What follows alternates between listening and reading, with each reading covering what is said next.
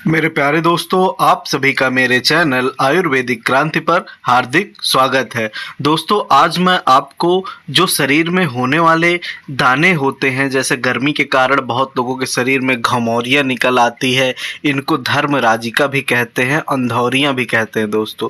तो जो ये गर्मी के दाने प्रिंकली हीट से निकल आते हैं दोस्तों, हमारे शरीर के बहुत से भागों में दाने निकल आते हैं। तो इनको दूर करने का एक ऐसा आयुर्वेदिक उपाय बताऊंगा दोस्तों। अगर आप इस उपाय को, दोस्तों यह उपाय सभी के घर में आसानी से उपलब्ध होता है। अगर आपने मेरे बताए हुए मेथड के अनुसार आपने यह प्रयोग को कर लिया दोस्तों, तो आपके ये दाने जिंदगी में कभी नहीं होंगे आपकी त्वचा में और जड़ से समाप्त हो जाएंगे। आपको किसी भी डर्मेटोलॉजिस्ट या त्वचा रोग विशेषज्ञ के पास जाने की जरूरत नहीं है दोस्तों, अगर यह नुस्खा आपने बताए गए मेथड के अनुसार कर लिया। दोस्तों, पहले आपको समझने की आवश्यकता है कि शरीर में यह दाने क्यों होते हैं। तो देखिए, शरीर के छिद्रों अथवा पसीने की ग्रंथियों में पसीना रुक जाने से इन ग्रंथियों में शोथ आ जाता है दोस्तों, सूजन आ जाती है और बाजरा के दाने के आकार की या उससे छोटे छोटे दाने आपकी चमड़ी पर निकल आते हैं दोस्तों, त्वचा पर दाने निकल आते हैं। इनमें सुई चुभने अथवा कांटा लगने के समान जलन, दर्द और बेचैनी होती है दोस्तों। जिनको भी दाने की समस्या, घमौरिये की समस्या रहती है, उनको तुरंत अनुभव होगा मेरी बताई हुई बात का कि उनको लगता है कि कांटा चुभ रहा है, इस तरह की जलन होती है दोस्तों। देखिए, जो मैं चीज़ें बता रहा हूँ उनको आपको ध्यानपूर्वक सुनना है, तभी आप इसका इलाज बहुत अच्छे से कर पाएंगे।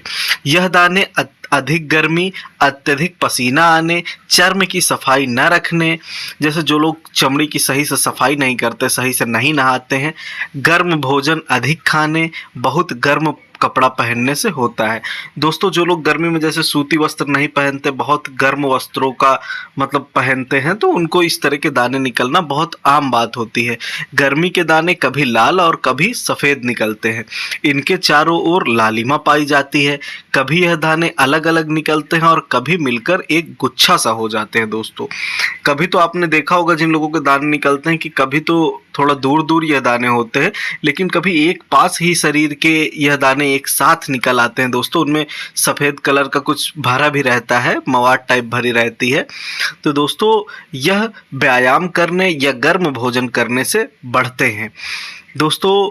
इन दानों के भीतर पीले रंग का चूना सदृश तरल या पीप मतलब पस पाई जाती है। पीले कलर की आप देखे होंगे कि पस भरी रहती है दोस्तों।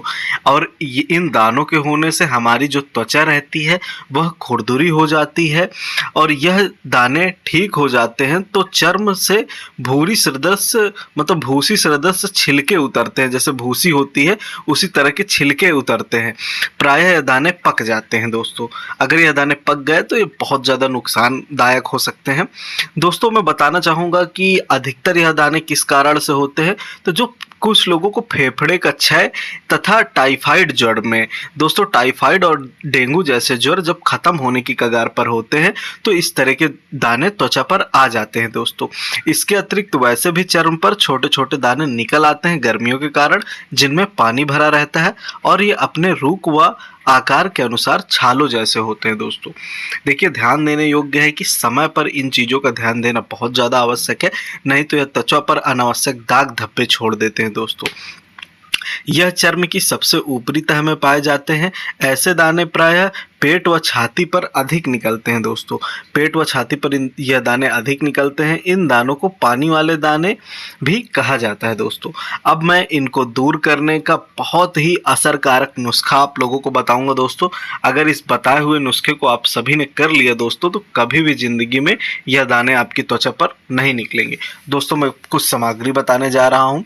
इसके लिए आपको गुलाब के फूलों का तेल लेना है 12 मिलीग्राम दोस्तों। 12 ml आपको गुलाब के फूलों का तेल लेना है। ये किसी भी पंसारी की दुकान में आसानी से मिल जाएगा। इसके बाद आपको 48 ml सिरका लेना है दोस्तों।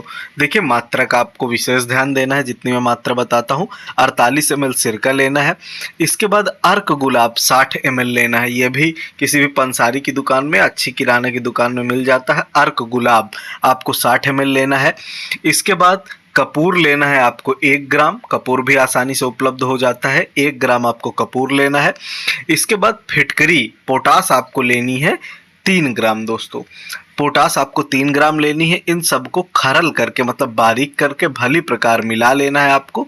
गुलाब के फूलों के तेल में भली प्रकार मिलाएं दोस्तों, और मिलाकर जहाँ भी आपके इस प्रकार के दाने निकले हैं वहाँ पर आपको इसको लगाना है दोस्तों। अगर आप इसको लगाते हैं दोस्तों तो 2 से 3 दिन में आपके दाने धीरे धीरे गायब होने लगेंगे। और दोस्तों बहुत ही ज़्यादा लाभकारी नुस्खा है यह।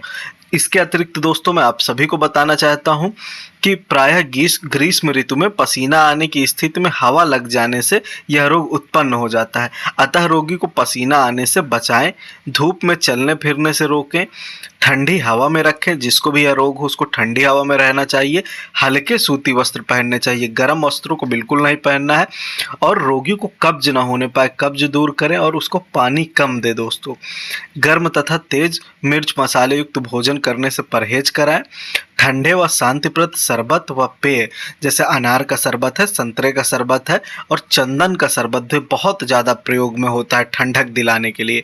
तो चंदन के शरबत का आप लोग प्रयोग कर सकते हैं दोस्तों, बहुत ज़्यादा लाभकारी होता है दोस्तों। इस प्रकार के दानों को दूर करने में यह नुस्खा बहुत ज़्यादा प्रभावकारी होता है। लेकिन दोस्तों अगर दाने नहीं सही हो रहे हैं या आपको कोई अन्य प्रकार की बीमारी है तो डिस्क्रिप्शन में आपको हमारा व्हाट्सएप नंबर मिल जाएगा। आप उससे किसी भी प्रकार की आयुर्वेदिक औषधि हमसे मंगा सकते हैं दोस्तों। वीडियो देखने के लिए आप सभी का हृदय से धन्यवाद। अगर आपने चैनल को अभी तक सब्सक्राइब नहीं किया है तो इतने महत्वपूर्ण वीडियो को देखने के लिए आप चैनल को सब्सक्राइब अवश्य करें। आप सभी का वीडियो देखने के लिए धन्यवाद।